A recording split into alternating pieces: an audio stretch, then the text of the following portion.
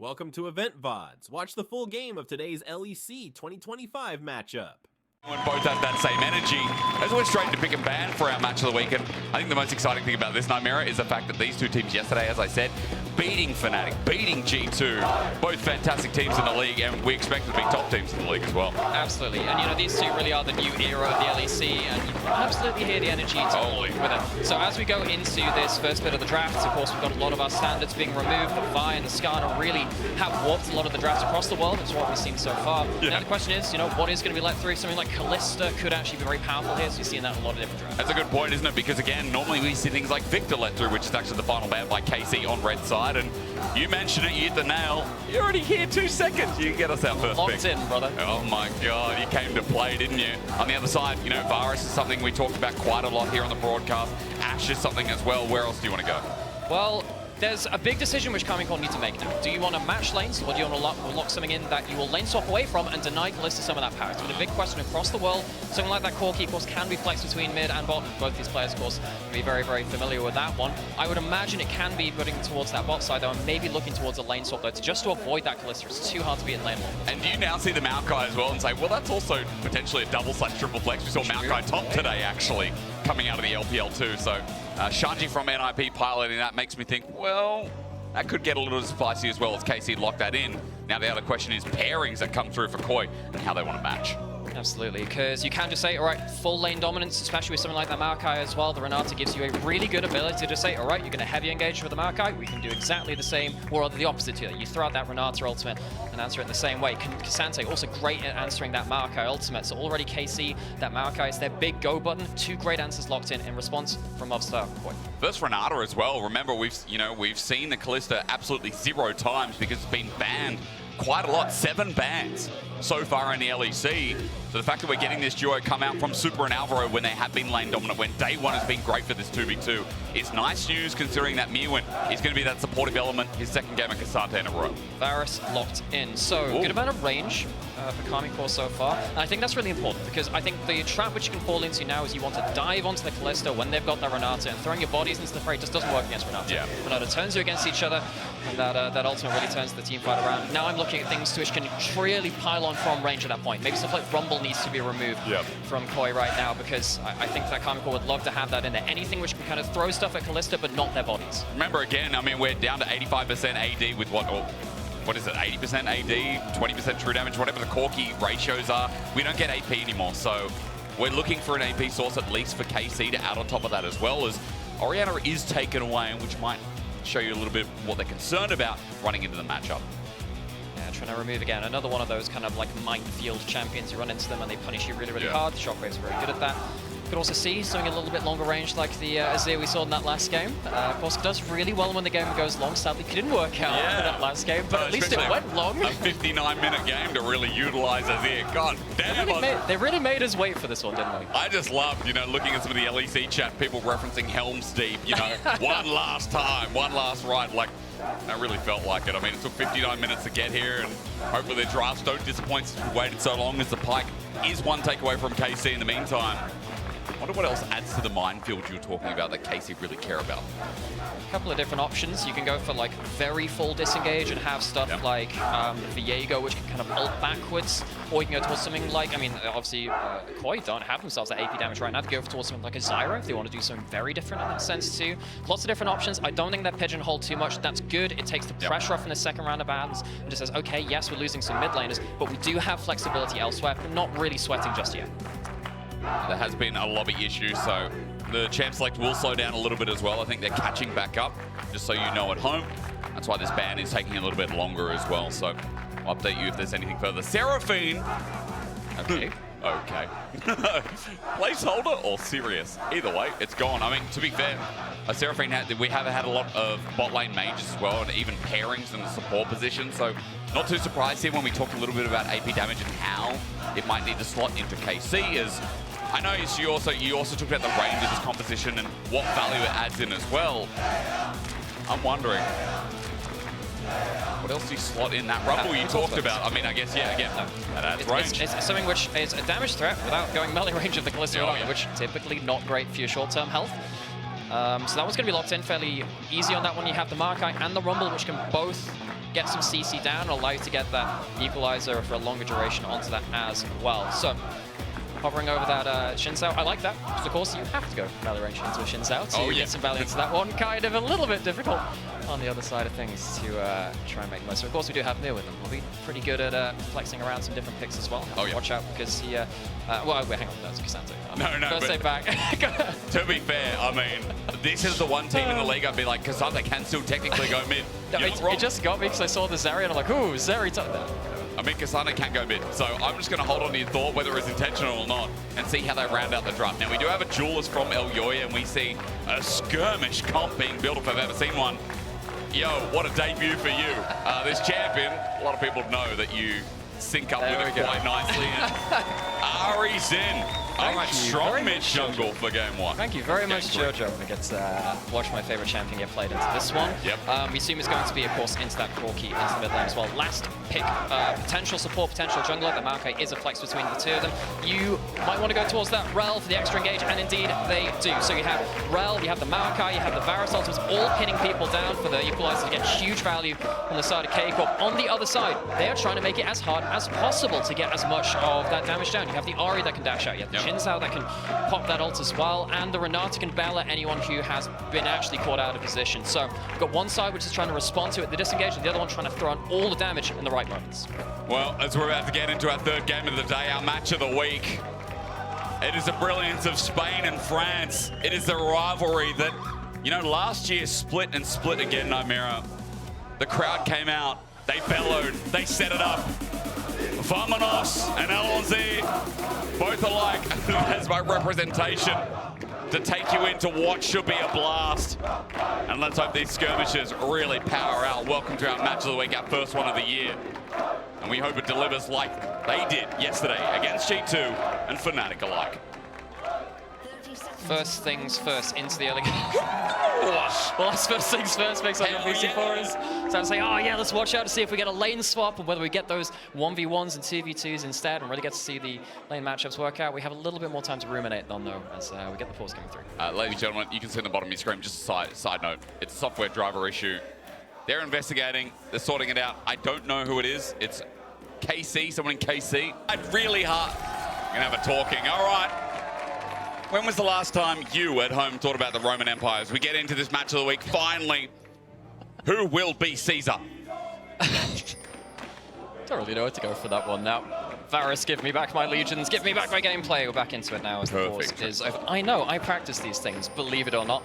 Level 1 does signal that we are not having a lane swap, which I like quite a lot, because when you have a bunch of lanes which you want to hype up like this, and this is not what Targa wants to be. He can't crash down over the wall, he flashes, but super matches it, and there is a Ren to spare.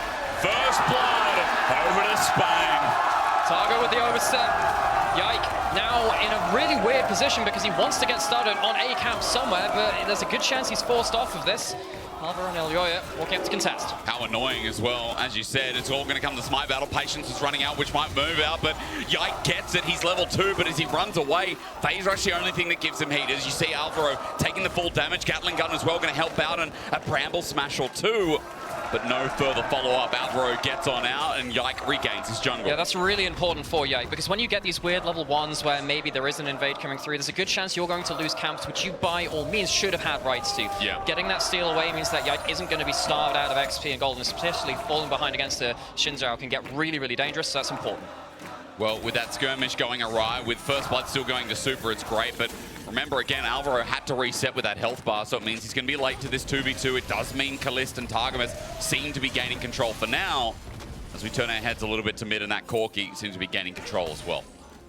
So we'll have to see what kind of platform that gives to both of these teams to make plays off of. Of course, the Poke Varus, very good in lane here against the Kalista. We've seen a couple of those arrows land already. Super jumping forwards, trying to get some value down. Of course, going for the lethal tempo with the Renata gives you that ability to kind of drop into the bailout, take really heavy trades, go beyond your HP bar, and then look for a maximum random amount of damage that you can. Problem is, you're going to hit that 0 mark very, very quickly against a Poke Varus, because he keeps, you know, pelting you over and over. Very true. Legolas build.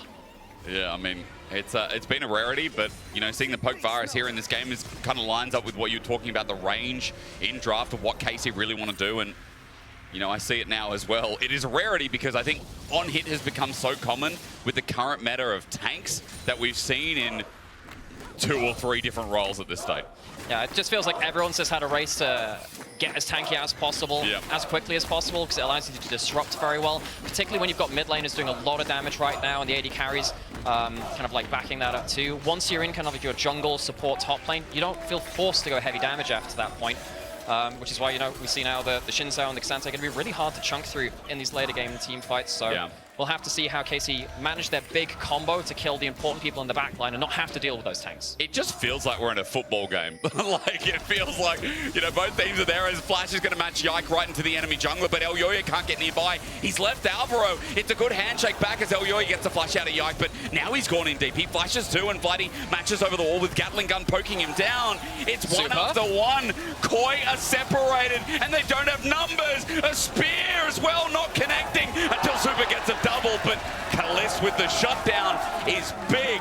He'll get his own reset. Oh, yeah, I definitely echo the football sentiments. We'll definitely need to get a VAR of that one as well, because there was a lot to review in this one. So first things off, you don't have the Kalista in range here at first. You're taking a fight on the bot side of the map.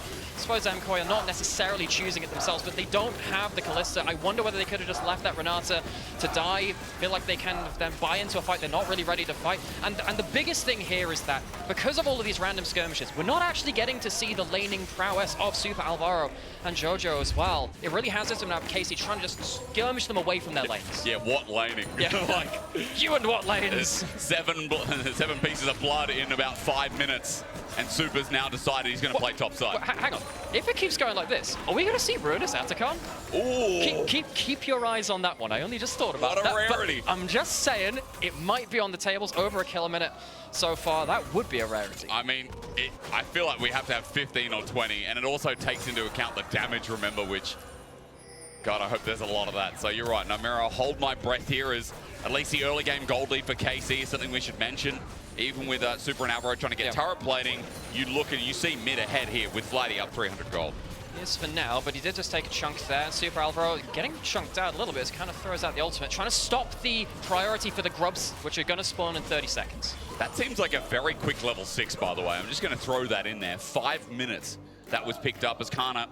You mentioned he's going to clear the wave. I'm now looking at Jojo. What's his wave going to do with Yike coming in? A twisted advance is flashed away. Charm hits a minion. You didn't like that. I saw your face as Flighty picks up kill number 2. Ah, you see the logic. It's okay. Drag the Maokai under the turret. Get the charm afterwards. Now Yike might be punished anyway, though. Ruinous Atacon. I'm feeling it, man, because Super's going to get this kill and Yike's rendered down.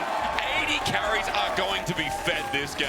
Blood for the Blood God, skulls for the Skull Throne this game. It is all action all the time. Exactly what you want to see between these two super hyped teams. Grub's going to go the way of Movistar Koi, which they were aiming for in the first place by bringing their bot lane top lane. Not really the route I think they expected to get the Grubs, but they'll take it anyway. It's going to give them one start towards that second part of the feat of strength. Remembering First Blood went over to Super, so that's how they kicked it off. Super just keeps swapping lanes. He went from bot to top and now to mid to get the push in, as Vladdy's in a bit of trouble, getting poked out as well with good damage from this 80 carry. So Super starting to really take control of whatever lane he's in. 4-kill Kalista will do that. Honestly, a 0-kill Kalista will do that, so the 4 kills make that much easier. However, a lot of this early game has come at the expense of mid-jungle of that Shinzao and the Ahri. They are meant to be an early skirmishing, snowball off the first fight kind of duo. It is a problem that they're behind. I like the Dark Seal first back from the Ahri. It's always my favorite thing, getting those stacks. I am obligated to talk about Magi's when it comes to my main champion.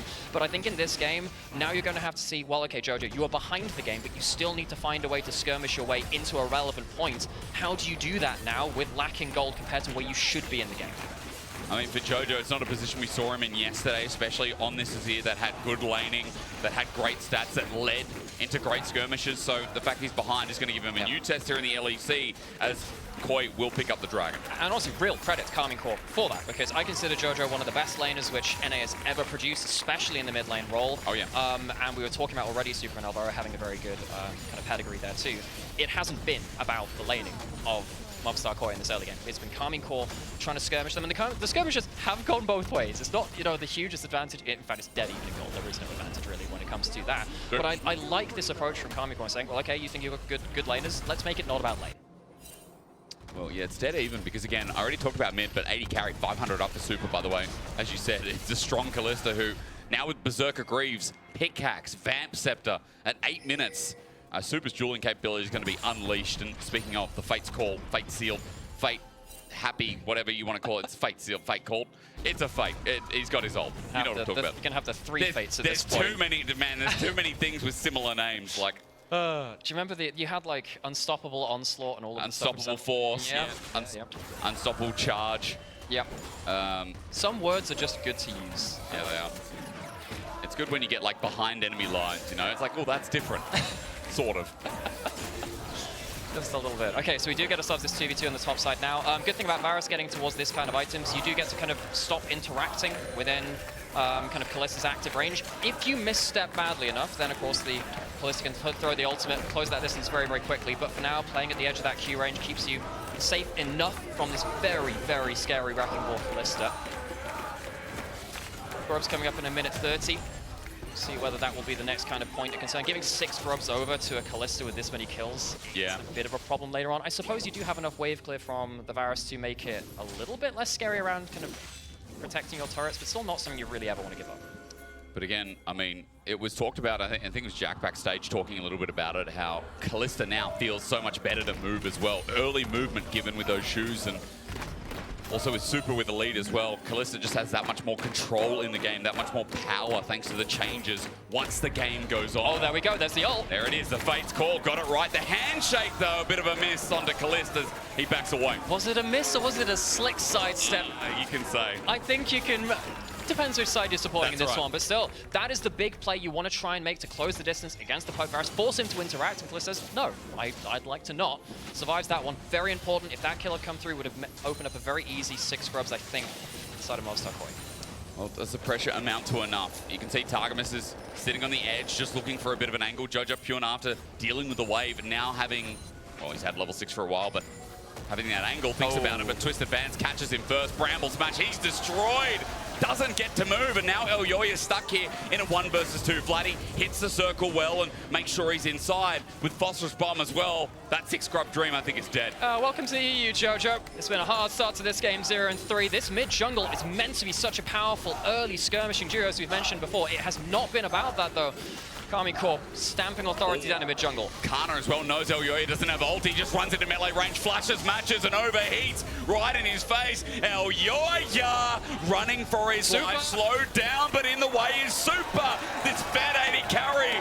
You shall not pass with a rend in his way, a slow with the pierce as well. Super will run him down, and Mirwin will help put him into the ground.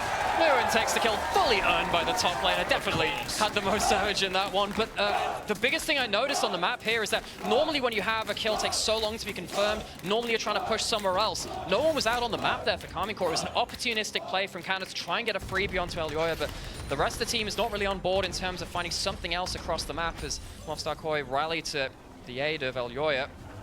And now we finally get that grub spawns. This game has been so frantic, it's been quite hard to set up traditionally for these objectives. And actually, Karmine Corp, they're going to take one of these away, denying the full 6 grubs. And I'm going to come back to what you said before. I really hope that this is the ruinous game, you know what I mean? Like, yeah.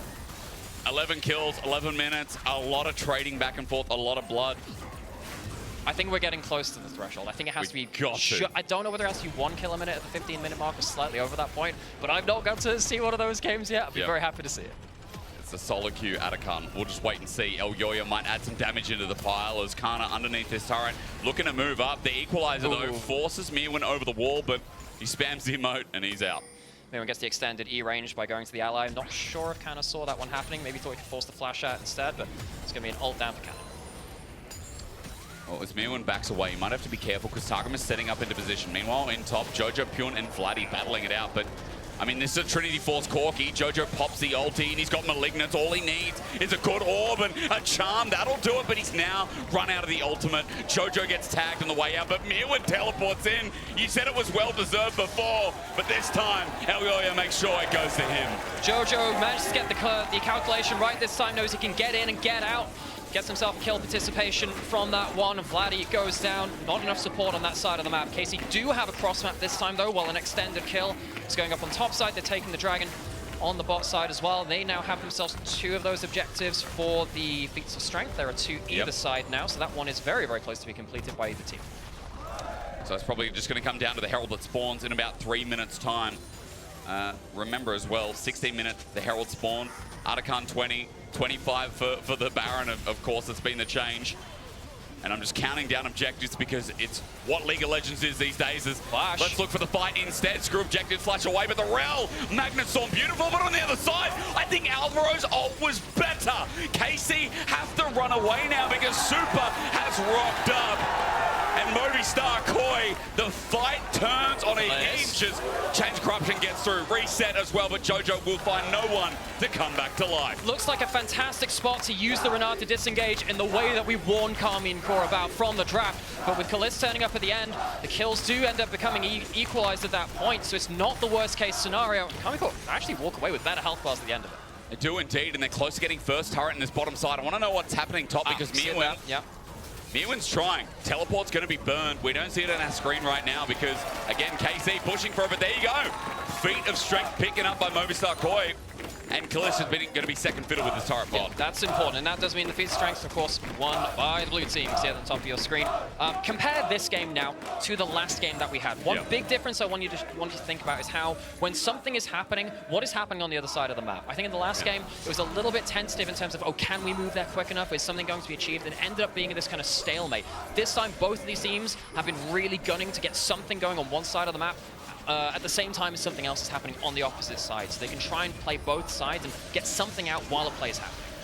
I see logo top left, by the way, just to interject. That better not be Voracious Atakan. I see it being red. We were this close to greatness. It is just a logo, and that means Atakan spawning. So I'm just going to hold my breath and wait. That's all. I swear to God. I think we might have just missed it, which is so sad to me. How close we were this close to greatness. 1 kill a minute surely should just be Atakan, you know, ruinous Atakan. I just want to see the 25%. As a side note, he is spawning bot this game. Which is really important because, of course, whichever side it spawns on changes the terrain of the entire map, and particularly when you've got champions like Maokai who forces you to play against walls or away from walls. It'll be very important, of course, they own a Rumble. That's the big one. That's not even close to this game. But the Rumble and the Maokai love having walls around their objectives to pin people into those choke points. Can be very, very powerful. So watch for the future Dragon fights and how that might affect things with the extra terrain involved. Well, playing around that terrain as well, remember the Fog of War acts differently, acts like a normal wall. It's something we've seen over day one and, of course, across LPL and LCK. More to what Nightmare is saying. Did you just call, wow, that wall is a wall? Yeah, that was a wall. The wall acts like a wall. Is it blue? It's... no, that would be biased. It is not. Herald has spawned, though. And so for Koi, as Super tries to get this push, you can see they're moving for this. Jojo's also backing with teleport available. And he's going to have Sork shoes in his inventory, ready to fight. Yeah, this is a really good power spike to be fighting around. I think for Movistar Koi, you have such a powerful Ballista. You have the Shinsei and the Aria kind of getting towards the apex of their powers as well. 1 to 2 items really where they start to come to play. New enough on this top side. See what he can do to hold that front line and back line apart from each other. Kazante also very, very tanky at this point of the game. Charmland. Over the wall. Jojo pokes out Targamas. That is their engage. Now into half HP. Kalisz walks up. Chains of Corruption there, but Orb Deception just to clear the wave, and there's not enough damage to burst him completely. Movistar Koi get themselves what they want as Charm misses here with Spirit Rush. Jojo struggling here in this game, but Alvaro is not. Look again with that ulti. 2 members berserk. Helps them get 1, and Miwin can't die in the front line. Jojo gets a reset off it as well as equalizer onto Miwin. Is now the target. He's been auto, but not to death. Jojo misses the charm again, but Movistar Koi have done their due diligence. They've got their kill, and now they're clearing the wave so that that turret stays standing. Now, it looks like the mid lane turret will just about survive. Hovering over the wall. It's a place to be sat waiting. I was thinking about it. That was a good turnaround mid-team fight from Karmine Corp. I thought as soon as Jojo kind of started jumping forwards, he played his range really well, so he couldn't get caught out by the Maokai W playing beyond that range. Really thought that something bigger would come from that, but they couldn't quite close down the kills, and it means that the Herald is taken, but Koi can't really capitalize on the opportunity after that. You know, I saw Miwin this morning, and he said unending despair. Whenever we saw tanks, he was just like, unending despair. Unending despair. Even though the item got nerfed, he likes that item, and that's going to be his first item. As you see here in this replay, this is why he could survive for so long. Yeah, I think Jojo plays his ranges really well here. It doesn't get too close to the Maokai. It means that he's not really a threat, and the follow-up with that Renata long range just kind of splits the team beyond it. Thought that was going to be a good intro, but then Miwin just goes a little bit too far, and so come back to live now. Dragon's being started. Well, Ren's going to make it a sure thing, and you can see that KC, they're not contesting this. They're just farming their own jungle, and as Yike does that, second dragon of Movistar Corp going to be taken away. Ocean sold this game as Alvaro looks for a pick, but handshake goes a bit wide. Jojo potentially could make a play there with flash and ult. If he got a little bit closer, it could have been very dangerous. Really feel like Movistar Corp now starting to feel like they can make a few more plays. Karmine Corp, they've of course got some really big damage on the Varus themselves. We talked about the Kalista being very powerful. I think the Varus, I mean, we'll see plenty of that now. Just about missed on the ult fault traded. It is ult fault, as you just said, as Jojo going to use the last one after clearing the wave. But it was a turret trade as well. Over the wall, we just talked about Vision as ultimate use onto Super, but after the equalizer, Fate's Call might be the return as Super instead, or rather Alvaro, picks to get out. Is he going to continue the play? No, he's not. Could have potentially flashed over, but I think with Flash Cleanse on Kalista, you'd just be over-forcing and potentially getting turned around on by that pretty fair to AD carry, but yeah, not a bad option from Karmine Corp. One of the big things I think that Karmine Corp are going to be looking for is to force out the occasional Kalista roll. It's not like this is the old Axiom Arc Lethality Kalista, which would have it up all the time. That was a really not fun build to play against, let me tell you that one. But if you can get stuff like the Renata ult, the Kalista ult, the Shinzo ult, before the big fight comes through, what you'd normally think of as a, oh, great disengage comp from Movistar Corp, it doesn't function the same when you don't have one of those big ults. So Karmine Corp fishing for stuff like that might not mean much in this case, but the next time they do it and look towards a big fight, that could be genuinely game determining. I mean, I'm looking at Super's ult cooldown and it is slowly ticking away, right? It's further to your point that is something quite important to get out, especially when I feel like Alvaro and Super have been pretty key to some of these plays. We talked at the start, and you specifically mentioned the draft and how mid-jungle functions, and repeating your point from the first 5 minutes, that's not how it functioned in this game. Super and Alvaro seem to be the key to this, and now with Gwynce's Rage Blade, we're just going to watch those cooldown summoners included here as to how they function on this duo as Voracious Atakan. What a surprise! We were so close. We were so close. We could have had it all. Dragon now spawned all the same. Look, I'm not gonna think about Atakan for a bit. Dragon on the table. Maybe there's some poke that lands. Watch to see who can enter the river and hold it with enough HP. Jojo with an angle here, thinking about what he can do. He's only got a Fiendish Codex. That's the last buy since he last fought. Glad he's on Vision there. He's got his ult available, and as you mentioned, that ward, it's actually got the new passive on the ward as well, so it is a 4-stack of a side ward, making it harder to take down. That always just really messes with my brain, seeing the... Behind enemy lines, or whatever it's called. But look at it. Isn't that Quinn's ultimate, behind enemy lines? Yeah, something like that. Yeah. Atakan started. Yeah. So KC don't have Vision on this. They should... Hang on, this is a giant Ren, though. If this goes unseen for long enough, it won't really be an even smite fight. They have spotted it with the blue ward, though, but it's about getting there. As you said, Kalista also burnt out by Jojo, so he's done his due diligence and kept the AD carry away. Nature's Grass going to come through late, but as you said, the Rend could be big, but it's zoned away. Super not in range. Yike is jumping in, looking to get the steal. He won't bloody finds Jojo on the back end, but Atakan is the focus here. However, Targamas went in without his team's focus, and now they're getting the Rend. Super gets a reset thanks to Alvaro. Revived, alive, is he? Yes, he is. Kana can't get anywhere near him. He'll withdraw thanks to Atakan, but Movistar Corp, their AD carry, skirts the fight, and Kalista now about to bite the dust. The spears run out on Atakan, so it's not a clean take from Movistar Corp. But I mean, they win the fight afterwards, and the GAs are now all gone. There might have been one still now available because they died before they got the buff, but still, Atakan goes down, but there are at least, I suppose, for Movistar Corp, no extra GAs to worry about in the next phase of play. This was an absolute mess of a fight. Those spears were really starting to get stacked up, but as you'll watch later through this, because of the equalizer, Super has to retreat, and he can't get back in range to just keep that cooldown running onto Atakan. The spears fall out, and then suddenly the smite gets really, really hairy after this point. You don't have the uneven smite fight. The job is done from KC to kind of stop Super from going through that. Don't stop him, of course, from getting the kill after that point, but at least the Atakan doesn't go over. Man, the bailout clutch. Alvaro is having an insane game. I think Kalista as well. I'm going to give him some kind of praise. His range in these battles are quite large, but I mean, if I start praising one, I got to praise the others. Still a close game, a tense game. Atakan was taken, as Nomura just said, but I think most of it's run out. No, and this is perfect. Vladdy does have the GA. He died before it came through last time because it took a chunk out of Jojo. But yeah, we are now almost even in kills. We have 3 grubs apiece. We have, 2 dragons, 1 dragon to the other side. We are very close in gold. Exactly what I wanted to see from these 2 teams. It is a tense affair where we will finally get to execution in team fights, positioning from our key carries, a chance to really prove yourself mano a mano in the rivalry in the LEC, which so many people care about right now. the rivalry that Spanish and French fans definitely care about a lot. We've hyped it up, and I think we said it a lot last year. It's really exciting to see that, you know, these cultures going head-to-head on the LEC brings out the best in some of the fans. As they've showcased here today, they haven't stopped cheering, they haven't stopped yelling. Whose voice will kill out first? That's the biggest question, as Dragon will go down to the bot side while this is happening. Jojo is going to try and look for the charm. Vladdy is going deep because he's got that GA available. LVO looking for the knock-up. Is he trying to buy time for that GA to expire? Yes, but Vladdy will go under turret and find his end anyway. Yeah, Vladdy takes matters into his own hands, says, okay, it won't run out if I choose my own place of my demise, goes down. Immediately respawns at the fountain, so it's only going to be a little bit of gold and XP going over instead of the full kills worth. And of course, importantly as well, it doesn't give you anything like Dark Seal stacks. Also worth noting, if you die with the GA thingy on, you don't lose them either. That not relevant in this game. You have tested that. Yeah, I have. Worth knowing though for future reference as well. And we are back to what is a very even game state. We haven't seen that much prevalence on looking towards the side lanes and pushing it out like that. It really has just been be at the scene of the crime, make sure you're ready to fight all the time, just like this. But no follow-up. Kana not even thinking about dropping that ulti, as Kalisz now down with his for a little bit. And it's really important that everyone's kind of just hovering around this mid lane section.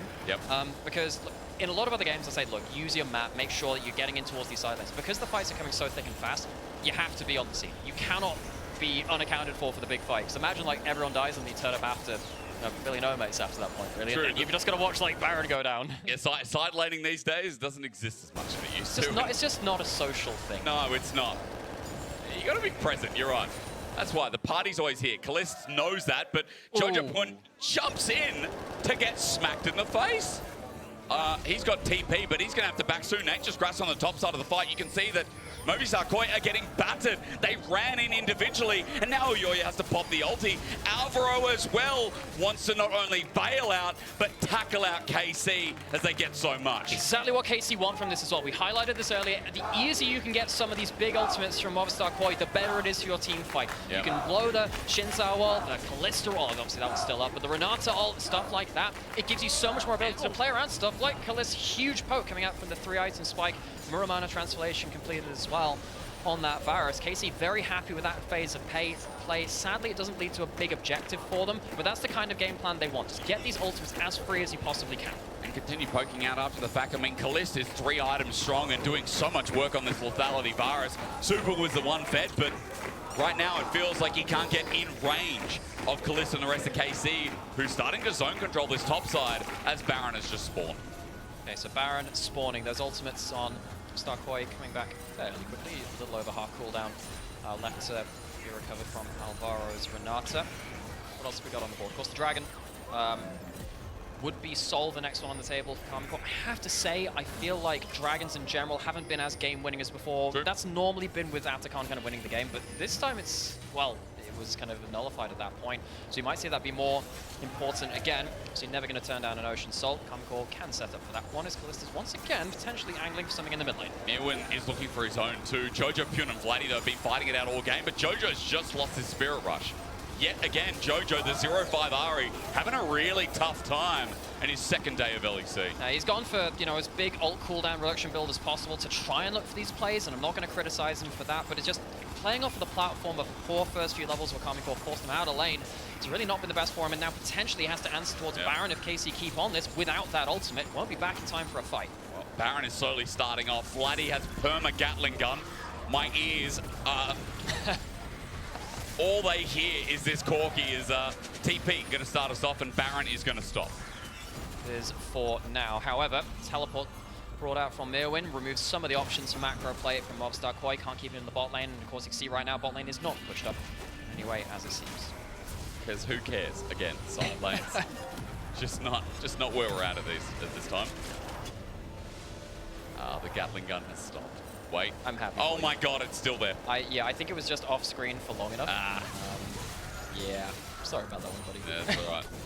It's been happening for a while, and it's like, you know, some noise cancelling headphones, they have like sounds of like a crackling fire or a running stream.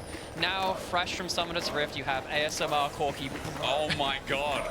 Something to go to bed to. You want a Gatling gun? You got it. Man, League of Legends selling Okay, Google. You got to an ace machine play here. bedtime music. Back towards the Baron again. Big ultimates available for Movistar Koi. You ever think if you say, okay, Google or Alexa, someone's house right now listening to this broadcast? Don't do it. Don't do it. That is so Alexa, play Despacito as we run into Movistar Koi. Thinking about this Baron, Alvaro at half HP, but... I like how you have this outward persona of saying, oh, you know, I'm a nice guy, very playful, stuff like this. I saw you in a hotel bully a robot by where he was going up to deliver food to another floor and he pressed all of the buttons on the lift on the way there. This is the kind of person Don't trust robots that deliver food in hotels. I saw what happened to with Skynet, that's what you're saying. Oh my lord. Yeah, it's happening. Well, if you haven't been to Chengdu, you're in for an absolute treat, especially if you like robots. KC.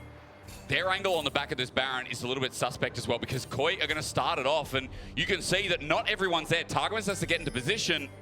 KC just thinking about how they approach. Yeah, now Koi, they're going to stop stacking up those spears. They want to take a fight in a single direction, get the maximum value out of the Renata, block the mark out like that. It starts with the Nature's Grasp, but Alvaro's ulti zones him off instead, but instead the engage is great. Targamas jumps on in, and Super gets slow, but the Baron goes down. He got it in the end with his Ren, but can they escape with the buff? Alvaro is caught packing as well as KC have already gotten two. A third on the horizon as Mirwin has the flash, and Jojo, he got out earlier, but 3 for Baron is going to be the trade.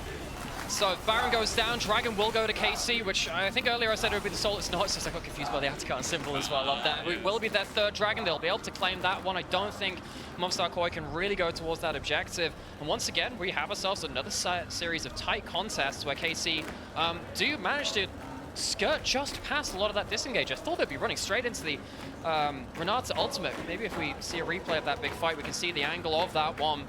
Didn't quite get the value which Koi really wanted out of that Baron fight. Surprised again. I think that Ren came close. Let's watch in our... Yeah, because you look here, right? Normally you think single direction, the wall's in the right kind of place. You can get a really good Renata ultimate. And actually, Alvaro's had some great ones there, but it doesn't really catch Yak and Targamas. So the engagers don't have to back off. They just walk to the side. They go in anyway. It delays it long enough that the backline has to then start retreating. Yes, they do somehow get the Baron very, very close to run stuff, but the Renata ult for me doesn't achieve quite what it wants to because it doesn't stop the engage actually coming through. Had a bit of sound darkness. We just wanted to sit on that one for a little bit. Alvaro poked out. I mean, Kalist is dealing serious damage, but not enough here with the equalizer as well. Alvaro's going to get him out. Jojo again, the target tagged, but not dead for now. The grey screen stays away as Movistar Koi still open up mid. That's what they wanted to do. Jojo has ult and he has teleport. He can recall to recover his HP. At this point in the game, his ult's on like a 30-something second cooldown as well, especially if you manage to... Actually, I'm not sure what his ult stacks at. Maybe that'll change things in that, but it's still going to be around like the 40-second mark or so. Not long. It's so not really that long, and it also counts from the start of when you cast your ultimate too, so if you use it, wait out the 10-15 seconds it's on, it can basically be kind of permanently up for your combat stats. KC not able to get it for free just that time, and we're now left on an objectiveless map, which means that maybe we can finally go to side lanes. Start pushing things out. There's no objectives to start going that's so cringe. Yeah. No. Let's go down mid, boys. See what that's like. Maybe a difference. I mean, a 21 kill game in 31 minutes, at least again. We've had some decisive plays here. We've had some attempted 5v5s. Not even attempted, I would say successful at some points, but Movistar Koi right now, they're sitting on their Baron for, well, it's not 3.5 minutes, that's for sure. It's only 30 seconds left, if you can see Red Bull Baron power play as El Yoya, he's poked, he's phosphorus bombed, but now with the Crescent Guard out, he thinks he's okay until he's caught in place. Perma CC'd up with Yike taking the kill credit, but look, in this choke, Kalist is having the time of his life. Only 18, but he's counting the stacks as Mirwin is going to be next on the menu, boys. Take it down with Jojo going late, but he gets out. A Spirit Rush gets him out of dodge, but he's the only one alive as KC punish hard. I guess that's why we don't go away from the mid lane. Movistar Koi try it, they go into the enemy jungle, but it feels like the terrain just doesn't work out for them. It's a great ultimate from Yike to pin them into the bad terrain, and Karmine Corp end up cleaning up shop again. Bliss is going to be able to take down this turret, and I feel like KC from this will get a lot of vision control. They'll be able to kind of control this bot side of the map, which seems they're pushing in through both mid and bot lane, and then they'll be able to go towards a later soul with the setup they've got off of this big fight. So much gold after such a short play, but such a big play that finally gives the first major lead in this game as well, especially when they already saw points. 6,500 gold up, and remember, Movistar Koi, they were the ones who got Baron, a negative Baron power play at the end of the day. And so much of that lead is on this little Corki that was just on your screen. Yeah. A huge amount of gold towards that Corki. Considering that Corki has a hard time playing against sometimes these Ahri aggressive mid-jungle combos, which we've highlighted the whole game. We've phrased it as like a well, okay, Elyoya and Jojo haven't got what they wanted out of the duo. On the other side, Vladdy's got everything he's wanted out of this. And he gets so much damage done in this last fight too. Talked about the terrain being really bad for Movistar Koi. They're forced into it because Elyoya goes a little bit too far and trying to exploit this reset on the map, trying to get into the enemy jungle. That was a fantastic Mauer curl, and he skirts around the Renata ult. Again, Vladdy finds himself in a perfect pocket. It's not only he's getting a bunch of gold throughout this game, he's using it well in these fights. He really is, and again, this whole game, he's had it head and shoulders over Jojo. This guy that we hyped up after yesterday seems like nothing in the face of the Greek mid as KC backing away here because Fake Corp's been starting us off. Targamas might be caught out. Crush down there. Finally a rebuttal here from Movistar Koi as Targa only just gets out, but look towards mid. Mirwin is by himself on 4 people from KC. Butted in the head. And Movistar Koi now in front of this Dragon Pit need a way to get out. Well, I mean, what are they going to do about their mid lane? The turn and burn from Kalist puts them into such a good position now to take the HP advantage, run down mid lane, and start hammering on this turret, get themselves potentially even a threat onto the inhibitor. And Movistar Koi, they just used all of their tools to try and look for that fight. They have nothing to defend this one. And KC, this is a big lead for them now. Yeah. Because they can start controlling this mid lane so much easier with the super minions coming in. Yeah, I mean, 7.5k, it just keeps piling up. Baron in 40 seconds as well. Feels like it's going to be hard for Movistar Koi to contest. That Soul as well is an option for KC. Something I know you're talking about, Dragons, that maybe not prioritized much anymore, but with these longer games, you get to it naturally. You do. We've been, I think, blessed by this game with so much action. Well, it goes long as well. It feels like it has just been haymaker after haymaker. Kalista's been doing so well at pushing up here and not getting punished, and he does it again. He does jump up, and Jojo tries to punish him. Good charm, but Kalist stays alive. No bailout reset. As TP from Mirwin. He wanted to fight, but teleport takes so long. It's like getting in a taxi and going halfway across Berlin. And they don't even have pockets changed. They're just sat there trying to get the coins out to pay the taxi driver. And they tried to go again onto Kalist. They failed to do it. Now it's just desperation. Go towards the Baron, hope for something good. Maybe you can get something in the 4v5. Well, it's all throws bar, it feels like at this point in the game for Movistar Koi as 4 members still sit strong and the shielding good, the redemption helpful, but look at Kalist poke. They say, no, never mind. Kalist gets jumped on, but Elyoya can't finish the job. Kana going golden, buys time as Mirwin just tries to get to that backline. Chance Corruption stops him though, and now when he's all out, he's a squishy boy. He flashes away, running his space, but the rest of KC have got other things on their mind. A Super tries to pile it around, but against an Ocean Soul, he doesn't have the work anymore. Yes, he gets the Ren, yes, he gets the bailout, but Kana with his triple shows us again that this import was worth the cost. Jojo is going to walk up and try and wave clear 1 versus 2, but Vladdy is having none of it. Starts to turn on the damage. They will at least get an inhib off of this. Jojo smack talked EU, but he hadn't versed Vladdy yet, had he? That was easy. That was the ace. And in the rivalry of France versus Spain, KC, I said Allons-y, and I meant it here for their second win, their 2-0 start in the LEC winter. Berlin is blue today.